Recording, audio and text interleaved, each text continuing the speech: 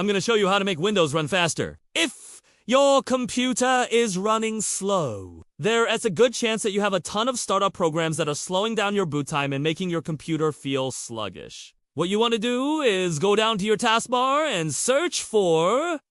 This is going to bring up the system configuration window. Go ahead and click on the Services tab and then click on Open Task Manager. In here, you're going to see every single program that's starting up when you boot your computer. Now, these are all Windows services.